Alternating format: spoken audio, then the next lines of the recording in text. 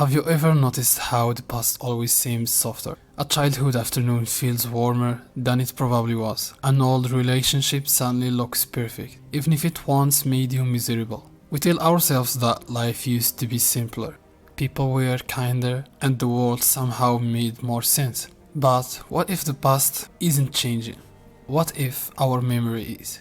Today, let's explore why the human mind constantly paints yesterday in brighter colors, and what philosophers, psychologists, and writers have discovered about this strange illusion. Imagine finding your old phone. You scroll through years of photos, birthdays, friends laughing, late night conversations, a sunset you barely remember taking. For a moment, everything feels magical, but something is missing. The stress, the anxiety, the uncertainty you felt on those very same days. Your mind quietly erased them. This is not weakness, it's simply how memory works. Contrary to what we often believe, memory is not a recording. Memory, it is not a camera storing perfect images of reality. Memory is a storyteller, and every time we remember something, the story changes a little. Psychologists have found that recalling a memory is like opening a document, editing it, and saving it again. The next time you read it, you're no longer reading the original. You are reading the edited version.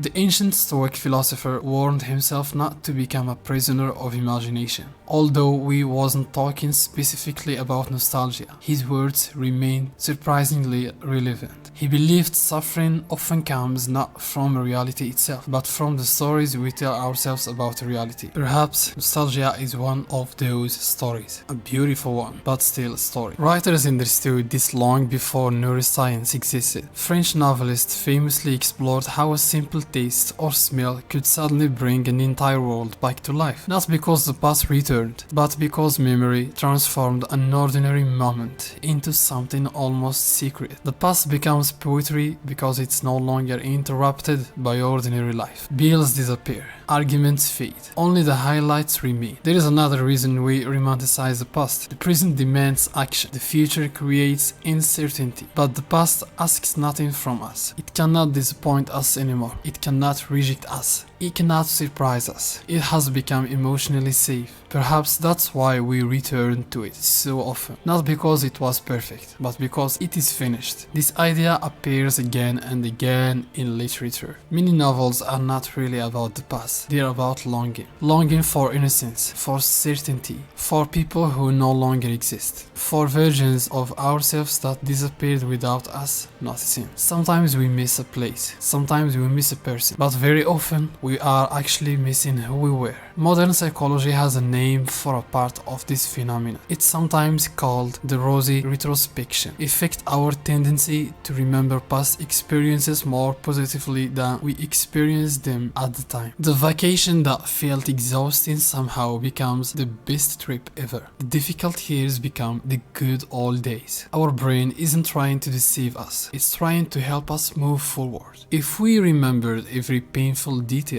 with perfect clarity, letting go would be much harder. In a strange way, forgetting is also a form of healing, but nostalgia has two faces. A little nostalgia can bring gratitude. Too much nostalgia can steal the present. If we always looking backward, we stop seeing what's in front of us. As the philosopher observed, life can only be understood backward, but it must be lived forward. Maybe that's the balance we're searching for. To honor yesterday, without trying to live inside it. So the next time you catch yourself thinking, life was better back then, pause for a moment. Ask yourself, was the past truly better? Or has time simply become an excellent editor? Because perhaps the greatest gift of memory isn't that it preserves life exactly as it happened. Perhaps its greatest gift is allowing us to carry the beauty forward, while finally letting the pain stay behind.